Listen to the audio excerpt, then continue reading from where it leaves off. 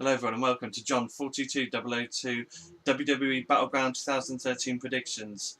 Today we're going to have a look at WWE Battleground. We're going to have a look through the whole card, the whole show, including the pre-show match, and we're going to run through the whole card, and I'm going to give you my predictions and who I think will be the winners, who will be the losers, and some of the random things that I think might happen during the WWE Battleground pay-per-view. So with that being said, let's get on and let's look at the first match.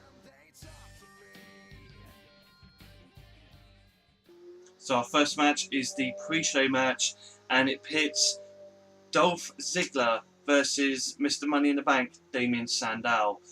I'm not a big fan of this match on the pre-show, if I'm honest. I know Dolph Ziggler didn't really have a spot for this pay-per-view, with Dean Ambrose being in the Shield's corner against the Rhodes family, which we'll talk about coming up. But I don't really see the value or the point of Ziggler versus Sandow. They've been on different paths anyway. Ziggler, unfortunately, has been relegated, I feel, back down to the US title feud. And Damien Sandow, he's Mr. Money in the Bank and your future World Heavyweight Champion, but he's been losing every match he's been in. I'm not really sure why they put this together a pre-show match. I suppose because both guys didn't have anything else to do, kind of put them together and see what happens.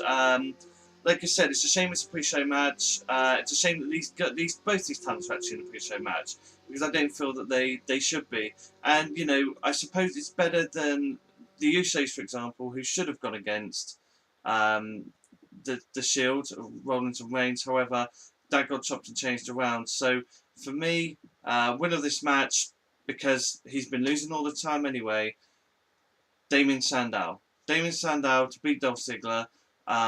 Like I said, it's not really going to matter much, to be honest, but Sandow really needs something. As much as I love Ziggler, and I'm a huge, massive fan of Dolph Ziggler, Sandow needs something to kind of put some emphasis behind him, maybe cashing in a Battleground, maybe cashing in against maybe RVD, but we'll see coming up. But I think Sandow needs to get that win. I think Sandow needs a win, just to try and help him a little bit, and just to help him roll along. So pre-show match, the winner, Damien Sandow.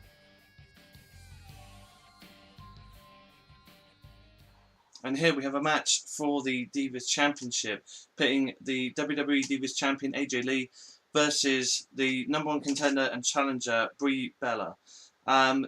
This has been quite interesting, especially from AJ Lee's perspective. Things have taken quite a turn with her. I mentioned with Dolph Ziggler in the last match, his change from, World Heavyweight Champion now in a US title feud. For AJ Lee, she's had the Divas title for a little while now, after beating Caitlyn, having that feud. And then there really wasn't anything for her for a little while. It just seemed a little strange, really, I suppose. A little thing with Big E, then that dynamic changing again.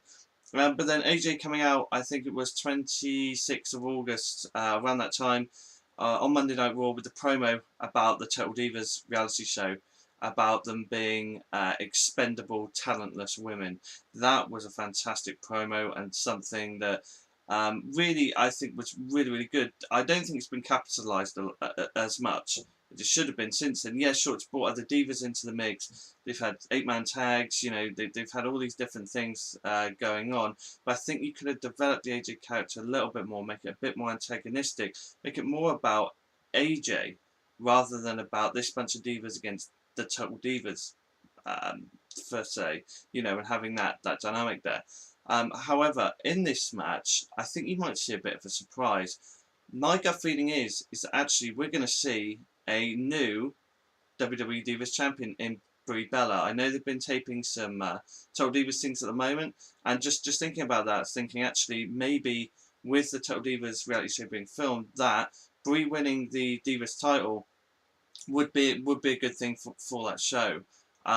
So a lot of the things we're seeing around the Divas, obviously a lot of it is towards Total Divas, and if the show is being recorded as it is now, a lot of things that will happen in there. So for me, I've got to say, I think you'll have a brand new WWE Divas Champion. A lot of people will like it, but I think the time is right for Brie Bella to once again become WWE Divas Champion.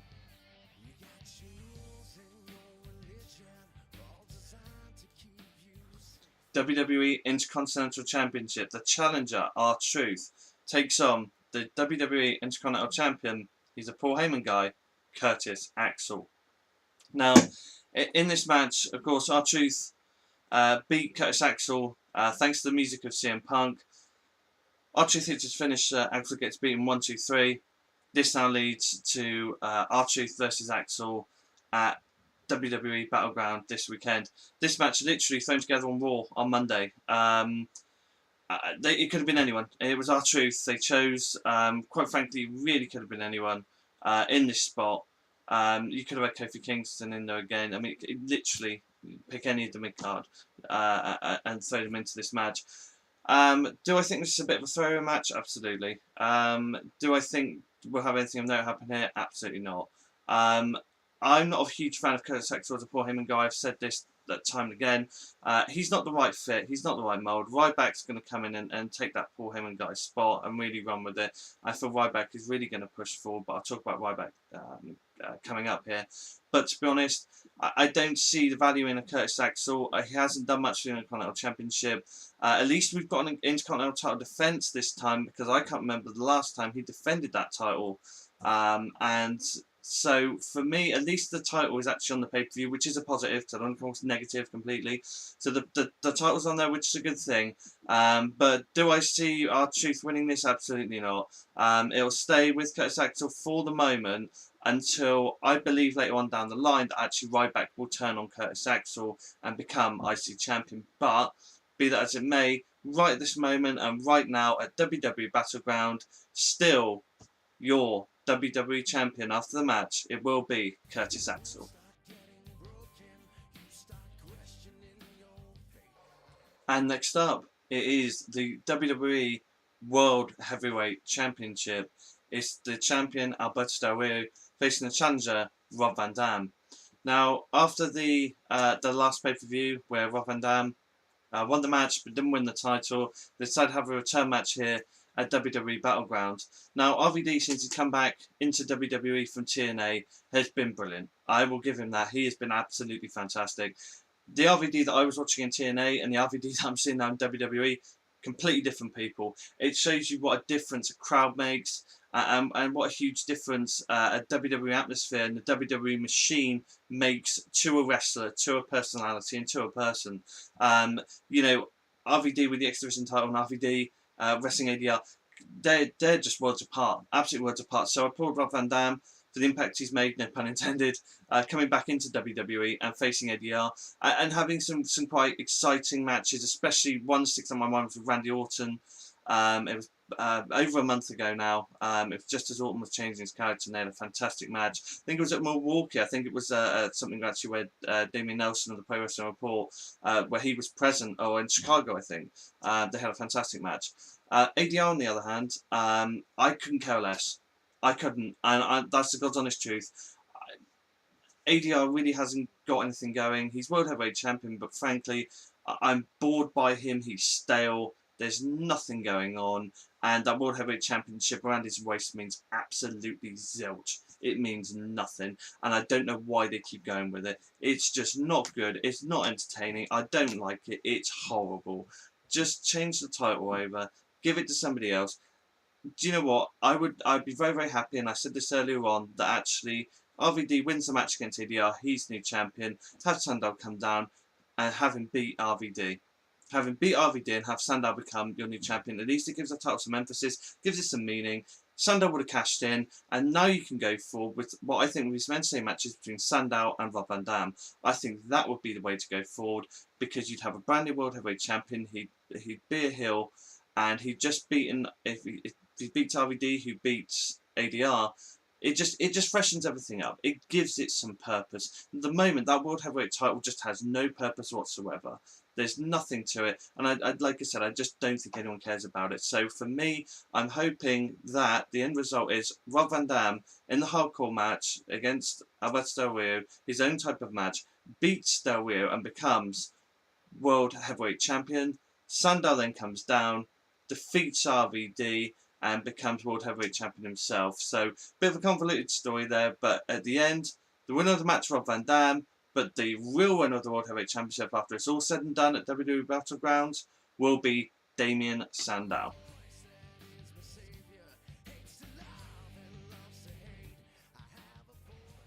the next match, the best in the world, CM Punk versus the man who doesn't like bullies, Ryback. Now, this match, obviously coming off the last pay-per-view where Ryback came down, he helped Paul Heyman and actually put Heyman on top of CM Punk, and Heyman pinned CM Punk. So Heyman now proclaims himself the best in the world. Paul Heyman, I'm laughing because Paul Heyman is just brilliant. His stuff on the scooter, his mic work, just the things he's been doing. The proposal on Monday night, even I was looking at it saying, no, there's no way, and thankfully, thankfully they didn't go there. They went there but didn't go there, if you know what I mean. And it was a good run of weeks of Heyman berating Punk, getting the best of Punk, and as we saw on Raw, Punk feigning a knee injury, getting Paul Heyman, getting Ryback, and getting some of Curtis Axel. Really, really good end to Raw, and I think the making of this has been between Paul Heyman and CM Punk. Ryback now into the mix gives Ryback some purpose. Ryback actually has a superstar feel about him now. Ryback is the Paul Heyman guy. Ryback should have been the Paul Heyman guy rather than Curtis Axel. To be honest, if you look back now, I think if WWE could change anything, I think it would have made Ryback a Paul Heyman guy a lot sooner. Curtis Axel hasn't worked out, and I think Ryback and Heyman is the perfect combination. I think Heyman is that mouthpiece, and that's what Ryback needs. He needs that mouthpiece, somebody like Paul Heyman, to help build him and bring him along. And I think it's perfect. I think it's absolutely perfect. What do I think will happen in the match between these two? I still think there's still legs in this. People want to see Paul Heyman get beaten up. It's not going to happen at Battleground. It's not. My gut feeling is that this match is going to end in a double DQ. It's gonna end. It's not going to end properly. You're not going to get that big finish that everyone's wanting, because I think this match goes to Hell in a Cell, and it goes to a year later, Ryback versus Punk in that Hell in a Cell. They can draw some of that past history of what happened the year before, maybe with Ryback giving the shell shock to Punk on the top of the cell. I think this has got to go to Hell in a Cell, and that's where you'll get your payoff. I think that's where Heyman and Punk should end. It's not going to happen at Battleground. I think Punk will get screwed over some way again, and that will lead it to go forward again, because CM Punk isn't in the WWE title picture at the moment and isn't likely to be for a little while. So I think you need to keep Punk going. And so, like I said, I'm not quite sure how it will finish up, but I've got a feeling Punk might win by DQ, something along those lines.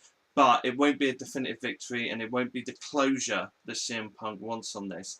Therefore, the winner of the match, CM Punk, but the feud with Ryback and CM Punk still to go forward into the next pay-per-view, WWE Hell in a Cell.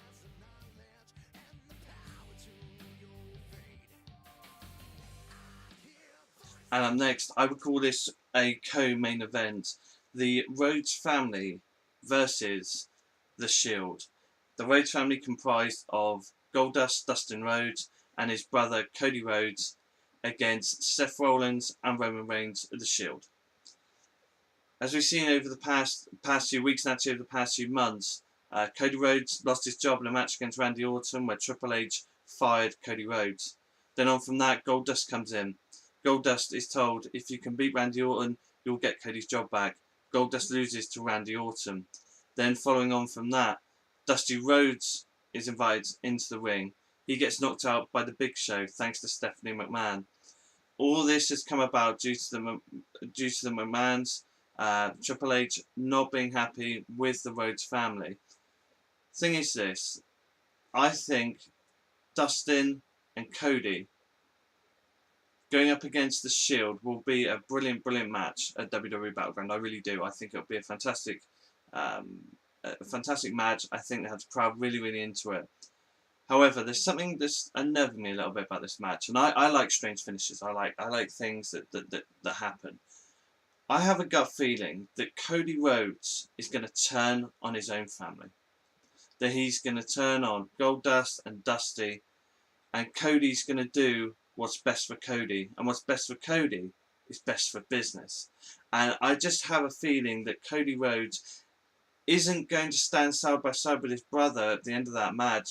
You're going to see Cody Rhodes do something out of the ordinary, and Cody's going to turn on Goldust and get his job back with Triple H and the WWE, and then possibly you're going to see a feud go on between Cody, his father, and Goldust, and maybe have a bit of a feud there to begin with. For Cody saying, I need to do what's best for me, I need to do what's best for business. I just have that feeling. There's something about the team, the Rhodes brothers, which isn't quite right. I expect the Shield to win this match due to that fact. So for me, the winners of the match, the WWE Tag Team Champions, Roman Reigns, Seth Rollins, the Shield.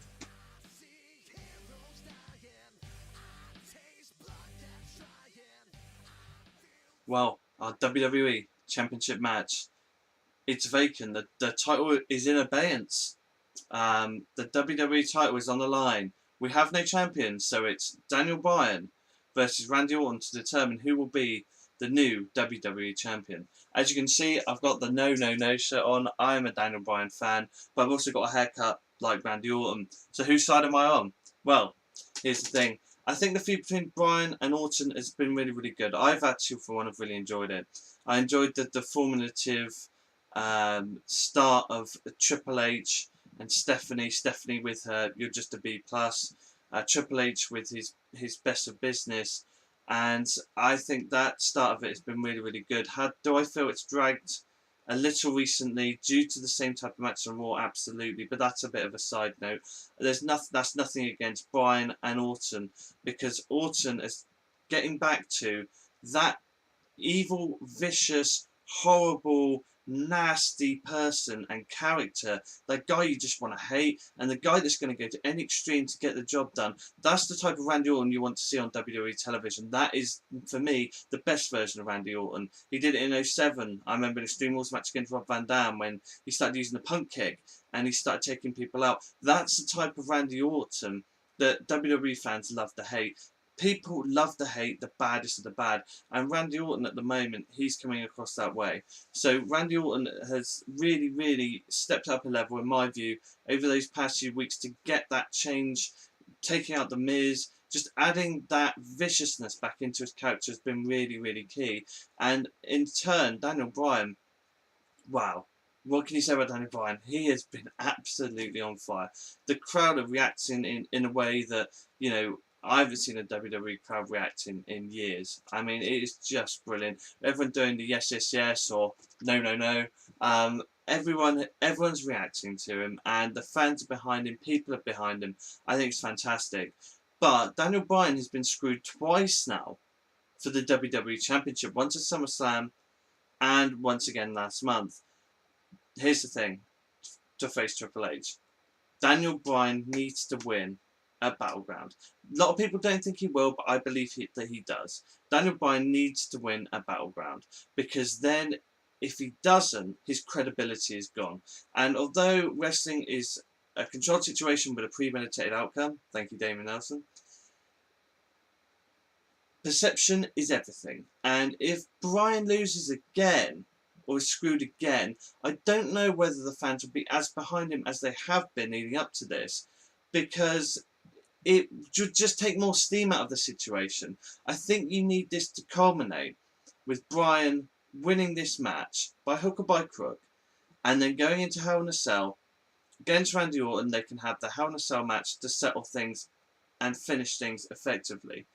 So for me, you need Daniel Bryan to win this match, to keep the fans behind him, to keep the momentum behind him, to have back what should be rightfully his, to take forward, and for him and Orton to move forward in this feud and in what they're doing. So for me, the winner of this match and new WWE Champion Daniel Bryan, and to go along with that, as I said earlier, his new, his engagement with Brie Bella. Brie is new Divas Champion, Bryan as new WWE Champion. It's a great way to end the Total Divas reality show. So my gut feeling is you'll see those two at the end of WWE Battleground with their respective titles. that, ladies and gentlemen, has been my perspective on WWE Battleground 2013. Hope you've enjoyed the video, and hope you enjoyed my opinions and what I think will happen.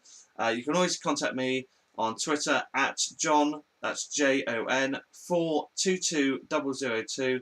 Send me a tweet, retweet, share, and I hope you've really enjoyed it. Thank you very, very much for watching. I'll see you all again soon.